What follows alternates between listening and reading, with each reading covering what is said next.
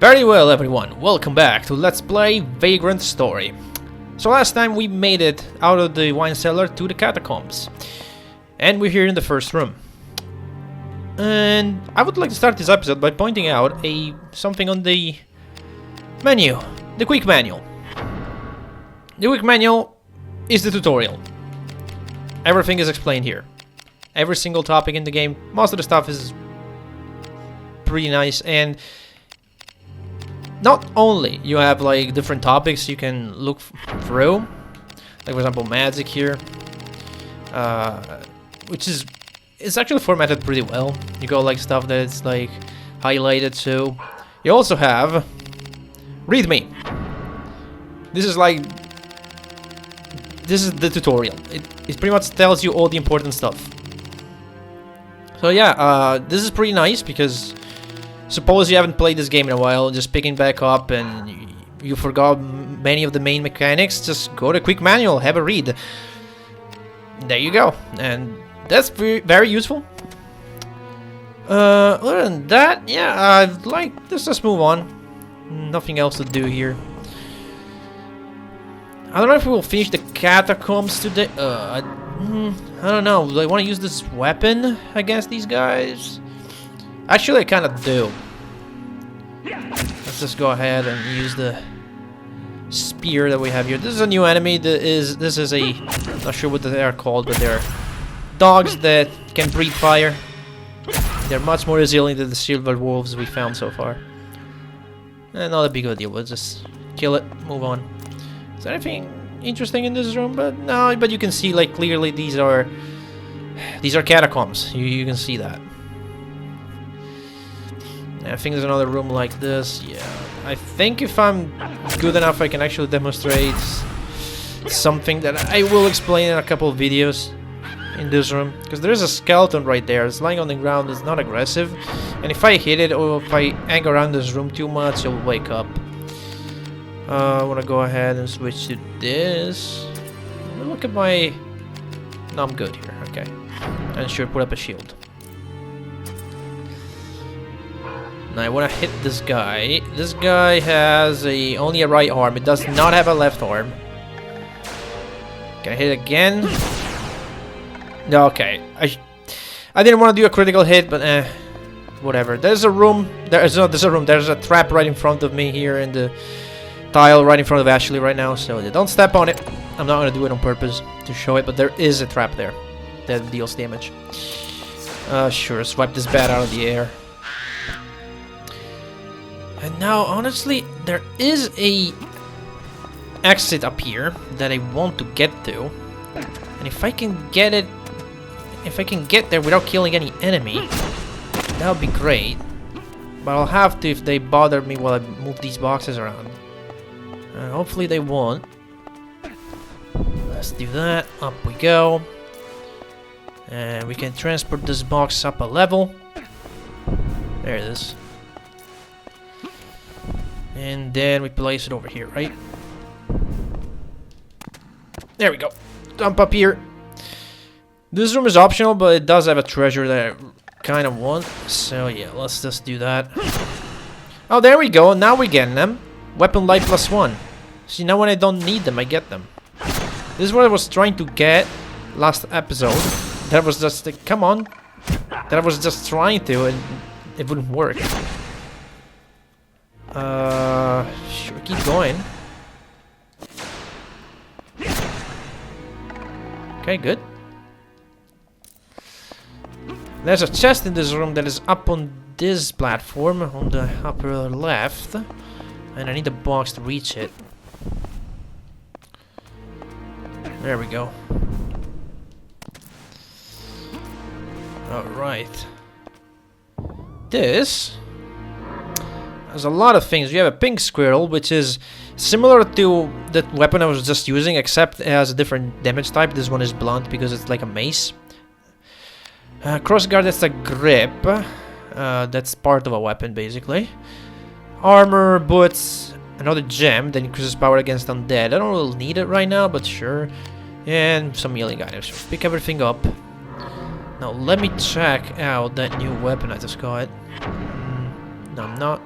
Well, actually, probably gonna switch this jerkin out. Yep, this is better in all stats. Let's go. Sandals, long boots. Sure, one more defense. Why not? Let's see. Affinity, we are 7 to 5. 11 strength. I think I'm gonna switch to this for the time being. I'm gonna try to make this light, but I don't know if I can. Again, all this talk about like affinity and stuff like that will be explained at one point, because I plan to make one big video about like the crafting system and how the stats interact with each other and all of that. For now, I'm just gonna give you the basics. But yeah, given this, because this is a blunt weapon. This is our first blunt weapon. One of the first things you need to pick up in this game is that there are 3 weapon types: edged, piercing, and blunt. So edged weapons are like swords, piercing weapons are like pole arms and that pierce the enemy, they stab, and blunt weapons are like clubs and hammers.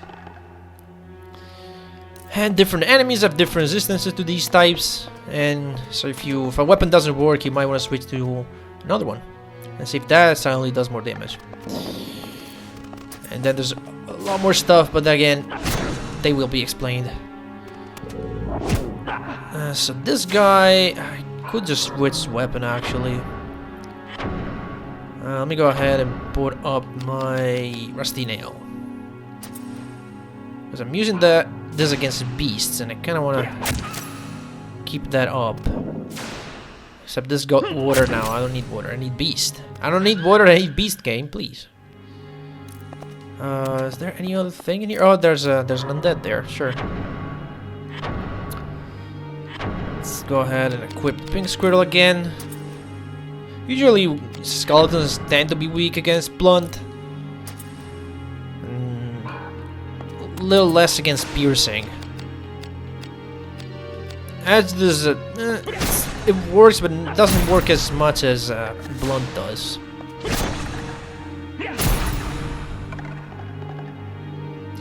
Alright, got rid of that guy. Is there anything interesting in this room? Not really. Alright, if we try to go this way, the door is rusted and won't budge. It would take an earthquake to open this.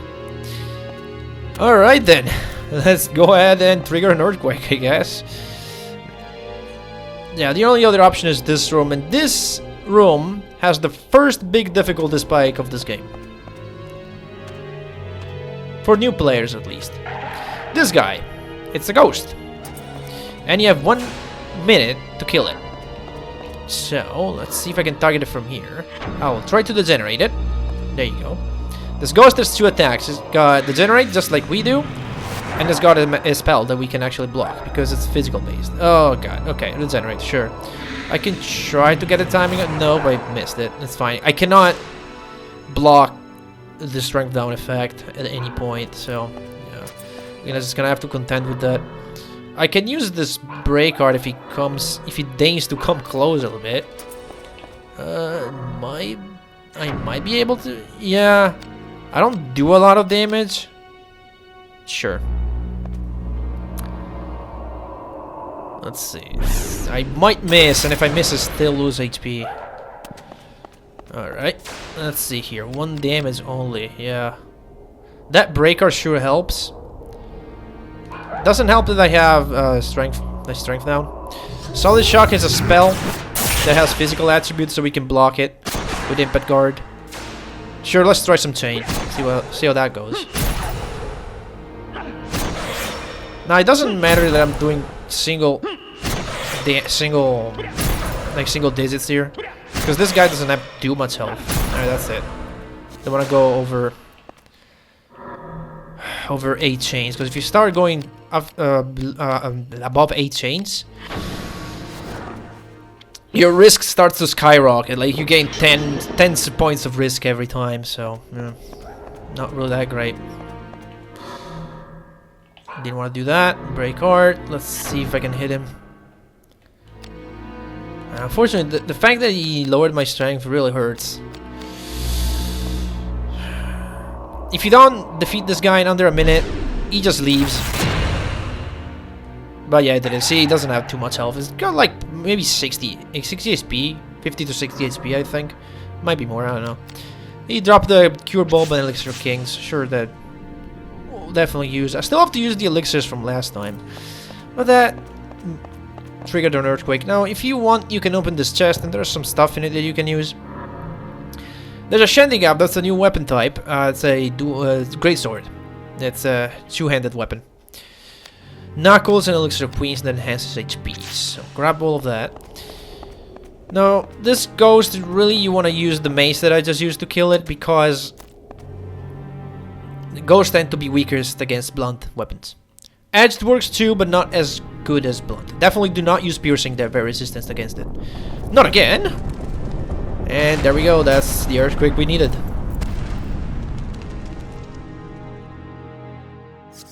And there are bats apparently here. So, get it out of here, please. Now, if we were to go back to the room we have just been into, you will realize that it has changed a little bit. Now there's a huge chasm in between, and also the enemies have respawned. Because by all intents and purposes, this is another room, as far as the game sees it. Why have you respawned? The way enemies respawn is very simple, and usually, unless it's a special case, you need to visit 4 different rooms before the enemy in one respawn. There are some cases in which that's not true. Oh, why is there a slime? Oh, it's the okay. I wasn't expecting a slime in here, but I can easily change that, and that gives me the opportunity to talk about another system that this game has. Is that gonna be enough? It should be enough to despawn the slime. Let's see that. And it did despawn. Nice. So as you can see, like, I just went out of this room, I healed, and suddenly the enemy changed. Several rooms in this game have some kind of like adaptive difficulty, if you can call it like that. I was going to Tvarish, I think, yeah. Basically, if some rooms will change the enemy roster inside of them if you are below a certain amount of HP, which is usually 180, sometimes it's 160. And some rooms will actually put more enemies, more difficult enemies, if your health is high enough. So it's some sort of like adaptive difficulty, but not really, because it only happens in a handful of rooms. And all these rooms happen to be mostly toward the beginning. But like, for example, later on, I will point it out, there's a room with 3 enemies, but if you come there with like less than 180 HP, you actually fight only 2. So that's an interesting thing. Oh, stop. I missed that. Come on. Come on.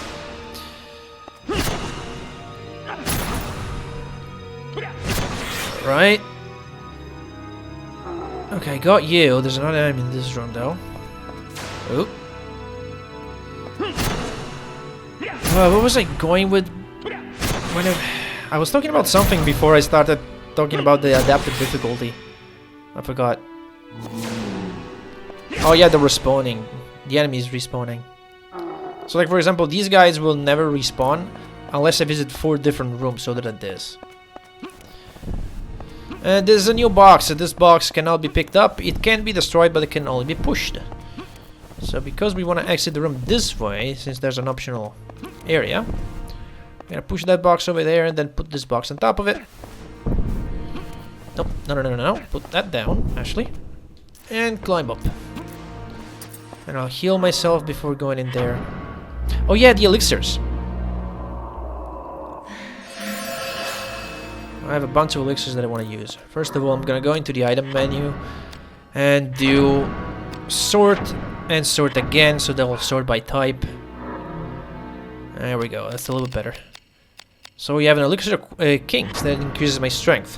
Now these elixirs can give a random amount of 1 to 4 points. I got lucky, got 3 there. So you can save scam these elixirs. Just go to a save point. If it doesn't give you a full reset. But honestly, there's no need to. I've played this game without ever using them, and I played through it just fine. I can beat the game no problem. So any point, any little amounts that these elixir give me, it's just a plus for me. We also have a grimoire there.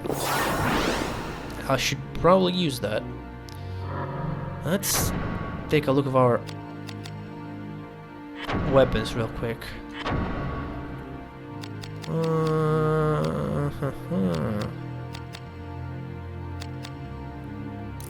The rusty nail. Okay. This might be a bad idea. We'll see how that goes. This room has another ghost. Has a bat and a wolf. Let's see. Can I cast Grimoire Lux on you? It doesn't do that much. Ghosts are not really weak against light. You know what? I'm not gonna do it. This ghost has a different spell that we don't have the appropriate defense for. So we'll go back to this. Shield-wise, go for the Pelta shield. I don't think it can lower our strength, so I'm probably just gonna take damage now from that spell, and then I'm probably not gonna be able to attack it. No, Fireball. I don't have the defense for fire here, only have for physical. I can still try to get the defense, because still gonna give me a point for learning new abilities, but yeah, it's gone now. Let's try at least get this guy out. And now we're gonna bait the ghost to come back. I'll heal up in the meantime. It has been degenerated, so maybe I'll be able to do a little more damage. Yeah, we'll see. 3, 2, 1, throw your weapon. Come on, come on here, come up here. I know you can spawn up here. Do it. You did just a second ago. There we go. Yeah, that's a little better. 18.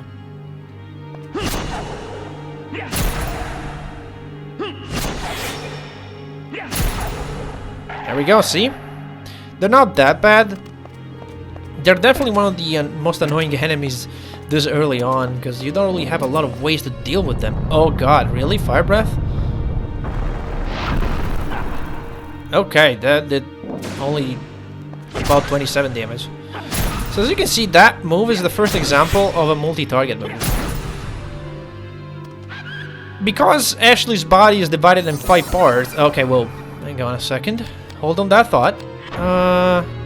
No, I actually want to get defense now. We're seeing a lot of fire going on, so here we go, fireproof.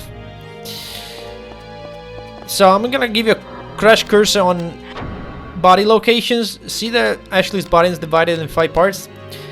Certain area of effect attacks and spells can hit multiple of those parts, and therefore can deal a lot more damage than you would think. Like that guy, the fire breath attack from the dog. It hit 2 times, but I think it can hit up to 3 parts, which can easily multiply the damage it does, making AoE attacks very powerful and dangerous. Now here we have a new weapon type. Again, it's a dagger, and it is a silver dagger. We have a new shield, some knuckles, another helmet. Hairy Alice is nice, increases power against human. Spirit Artisan, again, healing items. This kills another status element. This enables you to see the traps in the room. Now, let's actually equip that Soul Kiss. The Soul Kiss, as you can see here, has a big bonus against undead and phantoms. And even though phantoms are very resistant to piercing, this could actually turn the tides in our favor in case we meet another one, and we will. At least one more. Before we can start building some effective weapons against them. Which our pink squirrel actually will become very useful against phantoms at one point. This room is just a puzzle.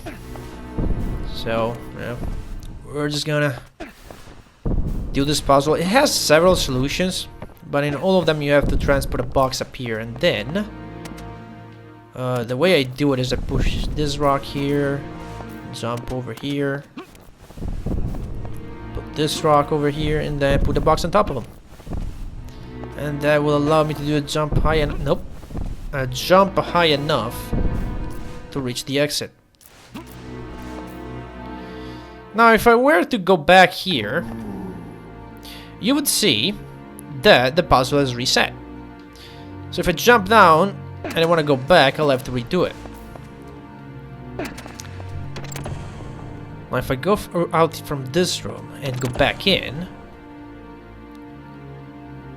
evolve or die. Average time 40 seconds. Press the circle button. So you can be ranked if you want on some of these rooms that only contain puzzles. I have no idea why this exists, but it's something that's in the game. What can I say? And so we're gonna do this again. This is very simple. I am not gonna do every single puzzle in the game twice. I just want to demonstrate that this is a thing. There we go. Grab this, and I should be able to get by before the 40-second part. Yeah, 30 seconds. And you get a little ranking. Little green man is the best you can get. There's all sorts of like rankings you can get depending on the time you get. I think the worst one is game developer for some reason. Yeah. Solve the cube puzzles and beat your record time. To turn puzzles off, open the puzzle mode menu under options, select off. This will save any solved puzzle routes. So essentially, this is an option I let on purpose to show this off, but if you go to puzzle mode, just turn this off. And what that does, if I now were to go back, you will see that the blocks have changed to give me a quick way out. So once you solve a puzzle room, you will get a quick way to just traverse through it. That's nice. So now that we have this weapon, we can deal a lot more damage to undeads. Look at that. Even though piercing is not the best against them, it still works wonders. Because this weapon is also light elemental, and all undeads and skeletons tend to be weak to light. So there you go.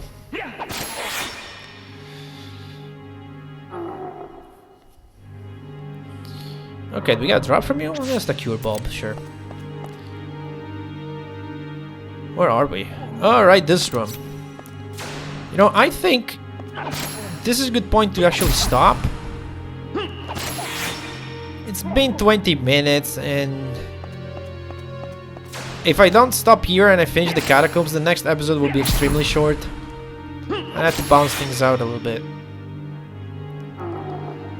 And there's a save point here too. Well, not that it matters since I'm going to continue my recording session anyway. But in this room, going to first-person view mode. Look up. Yep, there's the sky. We're almost there. We're almost out, and we're almost into Leá Monde. Now, one last thing before I end. As you can see here, there are different routes you can take. This is the route we'll have to take in the end. It's locked with Lily Sigil, so we're gonna have to find it. If you go this way, you can see that this room, or rather this door, has a symbol on it. Whenever you find the symbol, go in. Because it leads to a workshop. The workshops will be explained thoroughly in a couple of videos, but basically what they allow you to do is they allow you to craft your weapons and repair them as well, because weapons and armor have durability that you need to keep in mind. As a matter of fact, I'm just gonna do that. I'm gonna hit the repair option, and just a quick crash course on durability. It's this right here. Damage points, the meter decreases as the item is damaged. So the more you use an item, the worse it gets. Go to a workshop and repair it when you have the chance. If your DP dropped to 0, you're only doing half the normal damage. So yeah, just keep it in mind that after a long expedition, you might just want to hit a workshop and repair your weapons. Workshop are safe havens, and they always have a save point and a bottom. I was about to say bottomless box, man. Yeah, deposit, so you can container, whatever you want to call it. And they have one of the best musics in the game. They also are extremely detailed. Take your time and look around in first-person view mode in these areas, because they are extremely good to look at. The details are like through the roof, and they're all different. Like they will more or less look like this, but they will have like all different items and layouts. It's very cool to just look around in here. But yeah, this is where I will explain, well, later on, when we'll find the second one, which is not too far, I will explain most of how the game's stats and crafting system works. But yeah, I think we made it pretty far. It's kind of halfway through the catacombs. This right here is the exit that we have to unlock. And yeah, next time on Vagrant Story, we'll take out the rest of the catacombs and finish them.